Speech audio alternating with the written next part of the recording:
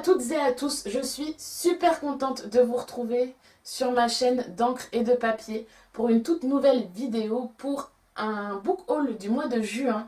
J'espère que vous prendrez autant de plaisir à regarder cette vidéo que j'en prends à la faire. Et je ne vais pas trop m'éterniser pour l'introduction puisque ce mois-ci, j'ai 18 livres à vous présenter. Donc je vais essayer d'être rapide et efficace et on commence tout de suite. Tout d'abord, sachez que sur les 18 livres, certains sont neufs, d'autres sont d'occasion et d'autres m'ont été offerts puisque même si j'aime beaucoup les livres et j'aime en acheter un certain nombre tous les mois, je m'accorde un certain budget, j'essaye de rester raisonnable dans ma consommation. Et on commence tout de suite par un livre que mon chéri m'a offert ce mois-ci qui s'appelle Ces femmes qui pensent trop. Aux éditions Le Duc. Je ne sais pas si vous voyez sur la couverture, il y a un cerveau avec plein de petits symboles qui montrent à quel point notre esprit cogite au quotidien. Ça a été écrit par Suzanne Nollen Oexema, que je ne connaissais absolument pas avant de découvrir ce livre. Mais par contre, j'ai vu sur la 4e de couverture qu'elle était professeure de psychologie à Yale. Donc voilà, c'est un livre de développement personnel. J'en lis rarement, mais ça m'arrive. C'est censé être un livre qui fait du bien et celui-ci en particulier a pour objectif d'essayer d'être moins stressé et de débrancher de temps en temps quand on est quelqu'un qui se prend beaucoup la tête. Donc j'espère que ça me fera du bien et quand je l'aurai lu, je vous donnerai mon avis. Ensuite, pour continuer, j'ai 7 mangas à vous présenter. Donc j'ai acheté le tome 2, 3 et 4 du mari de mon frère. Donc dans l'ordre, celui-là c'est le tome 2. Celui-là c'est le tome 3 avec le fond orangé qui a l'air assez chouette. Et celui-là c'est le tome 4. Voilà, je les ai pas encore lus. Mais si vous voulez en savoir plus sur l'histoire, n'hésitez pas à aller voir mon book haul du mois de mai et mon point lecture du mois de mai où j'en parle déjà beaucoup. Voilà, la thématique principale c'est l'homosexualité au Japon et ça parle également d'un père qui élève seul sa fille, enfin en partie seul sa fille. Donc voilà, n'hésitez pas à aller voir cette série, elle est super, je vous en parlerai peut-être plus amplement quand j'aurai lu la suite de la saga puisqu'il n'y a que 4 tomes, donc quand je les aurai lus, j'aurai terminé cette série. Du coup, ensuite, toujours par rapport au manga, je me suis procuré Après la pluie, tome 1 et 2, qui parle, donc ça a été écrit par Jun Mayuzuki aux éditions Big Kana. Je ne connaissais absolument pas, je suis tombée par hasard dessus en cherchant d'autres livres, et je sais simplement que ça raconte l'histoire d'une jeune étudiante et d'un homme de 45 ans qui est un papa divorcé qui tombe amoureux et qui ne savent pas comment gérer cet amour naissant en tenant compte du fait qu'ils ont un écart d'âge important. Voilà, c'est un sujet qui me touche particulièrement et qui me parle beaucoup. Donc je suis très impatiente de le lire, je pense que ça va être incessamment sous peu. Et si ça me plaît, j'achèterai la suite et je vous en parlerai plus amplement. Et pour finir avec les mangas, je vous présente Perfect World de Ri Haruga. Oui, c'est ça, Ri Haruga aux éditions Akata. C'est encore une histoire d'amour pour changer. Sauf que cette fois-ci, ça raconte une histoire entre une jeune femme et un jeune homme. Sauf que ce jeune homme est porteur de handicap, puisque je ne sais pas si vous voyez, mais sur la couverture, il est en chaise roulante. Et du coup, c'est comment ils apprivoisent dans leur relation amoureuse ce handicap. Je trouve que c'est un sujet qui est d'actualité, dont on ne parle pas assez. Je trouve que c'est sympa à lire dans un manga en plus. Et encore aujourd'hui, notamment en France, les personnes qui sont porteuses de handicap sont très stigmatisées. Les espaces publics ne sont pas encore adaptés à leur mobilité réduite. Et malheureusement, ils ont parfois du mal à trouver un emploi, à établir une relation de couple. Donc voilà, c'est également un sujet qui m'intéresse énormément. Et si ça me plaît, j'achèterai la suite et je vous en parlerai également plus amplement. Voilà. Pour continuer, je vous présente Qui veut la peau d'Otto da Fé de Justine Jotam aux éditions Oscar Éditeur. Voilà, je n'ai pas lu la 4e de couverture et c'est volontaire. J'avais entendu parler de ce livre sur la chaîne de Piketty Booking il y a un petit moment. Ça m'avait beaucoup intéressé, ça faisait un moment que ce livre était dans ma wishlist. Pour ceux qui ne sauraient pas, le mot autodafé signifie prendre les livres et les brûler, les détruire. Je trouve que c'est un sujet extrêmement fort, surtout quand on aime beaucoup les livres. Et en plus, ce livre me rappelle une pièce de théâtre que j'ai lue et que j'ai jouée avec la compagnie dont je fais partie, qui s'appelle Histoire à lire debout de Jean-Paul Allègre. Et cette pièce de théâtre raconte justement l'histoire d'un grand autocrate qui prend tous les livres et décide de les brûler. Et les livres des bibliothèques décident de se rebeller. Et du peu que je sais de cette histoire, c'est un peu le même principe. Donc je suis impatiente de le lire. Je suis impatiente de le lire parce que quand on est fan de livres, l'autodafé c'est quelque chose voilà, qui touche beaucoup et que la liberté de penser, d'écrire, de parler, de s'exprimer est fondamentale pour moi. J'espère qu'il va me plaire et que j'aurai l'occasion de vous en reparler en bien et voilà. Le 10e livre que je vais vous présenter a été écrit par Gaël Faye. Il s'agit de Petit pays. J'adore la couverture, c'est jaune comme le sable et ça me fait penser à de la terre séchée africaine qu'on aurait soufflée. Voilà, je trouve l'idée assez sympa. C'est un livre dont on parle beaucoup en ce moment. J'ai refusé de lire et d'écouter les critiques dessus. Je voulais vraiment me faire mon propre avis. Je sais simplement que ça parle d'un petit garçon qui s'appelle Gabriel, qui vivait en Afrique au Burundi. Et puis son pays s'est disloqué et je crois que quelques années plus tard, il revient pour raconter du coup comment son enfance finalement a été disloquée, brisée par tout ce qu'a vécu le Burundi. Etc, etc. Je n'en sais pas plus, simplement j'ai très envie de connaître cette histoire parce que je ne sais pas si je vous l'ai encore dit, mais je suis éducatrice spécialisée, je travaille dans une maison d'enfants à caractère social, donc je m'occupe d'adolescents. Et parmi ces adolescents, il y en a certains qui sont ce qu'on appelle des MNA, des mineurs non accompagnés sur le territoire français, qui arrivent en France sans papier et qui, en général, fuient l'Afrique. Et notamment en général le Mali pour se protéger de ce qui se passe là-bas dans ces pays. Donc voilà, c'est un sujet qui me parle beaucoup et je suis très impatiente de découvrir ce livre. Il paraît-il qu'il est difficile à lire, mais c'est pas grave, je vais m'accrocher parce que c'est un sujet d'actualité qui aujourd'hui on en parle beaucoup mais on agit très peu. C'est ma vision personnelle, ça n'engage que moi, mais voilà, on verra bien. Pour continuer, j'ai 3 romances à vous présenter. La première, je suis tombée par hasard dessus sur Amazon puisqu'elle faisait partie du top des ventes. Donc je me suis laissée tenter, je me suis dit pourquoi pas, elle avait de très bons avis. Donc il s'agit de La Terre des Morts de Jean-Christophe Granger. Alors vous voyez, la couverture est un peu particulière puisque c'est une femme de dos à moitié nue et encordée.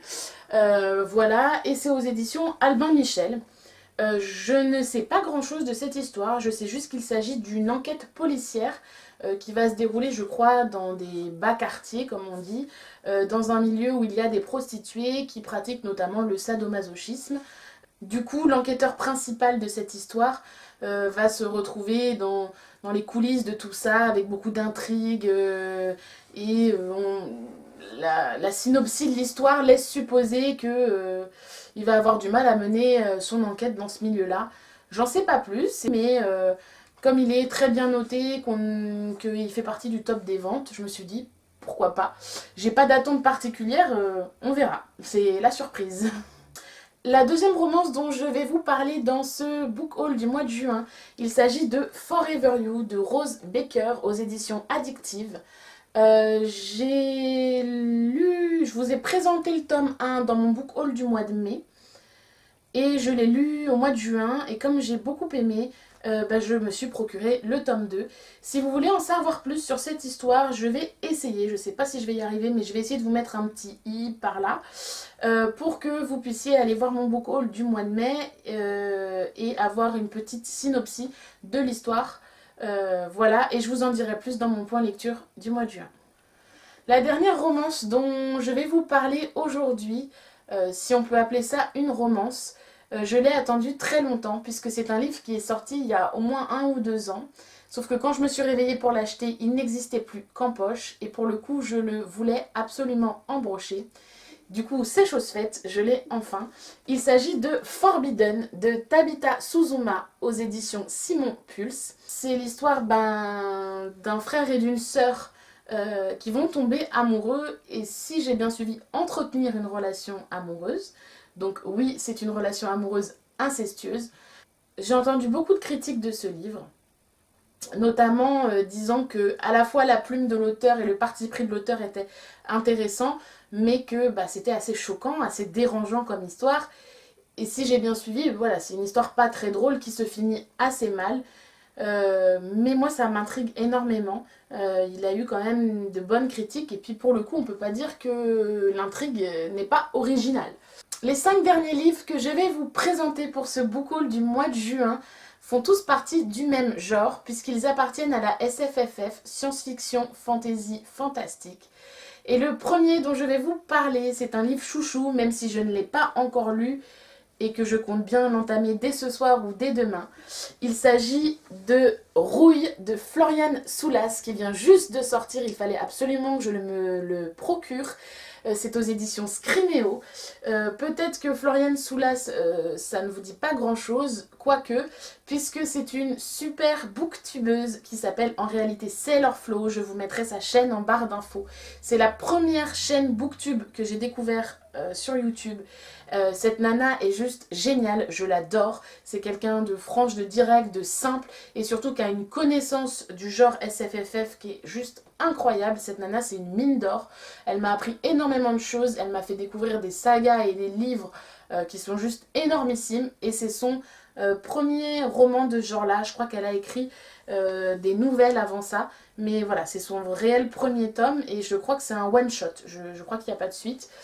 Le peu que je peux vous en dire, c'est que ça se passe à Paris, dans un monde steampunk, qu'il y a une partie de Paris, c'est un dôme où vivent les riches et les puissants, et que aux abords de ce dôme ou à l'extérieur de ce dôme, il y a des quartiers malfamés, des faubourgs, et dans ces faubourgs, il y a Violante, ou Violande, je ne sais plus comment elle s'appelle, Violante, qui est une prostituée qui ne se souvient pas de son passé et qui justement essaye de retrouver ses souvenirs et son histoire. Et tout en recherchant son identité, sa meilleure amie va disparaître et elle va mener l'enquête, participer à l'enquête et à la recherche de sa copine disparue. Voilà, alors j'ai beaucoup d'attentes de ce livre, j'espère que je ne serai pas déçue, mais j'ai tellement confiance en Sailor Flow, avec tout ce qu'elle a lu et tout ce qu'elle a déjà écrit.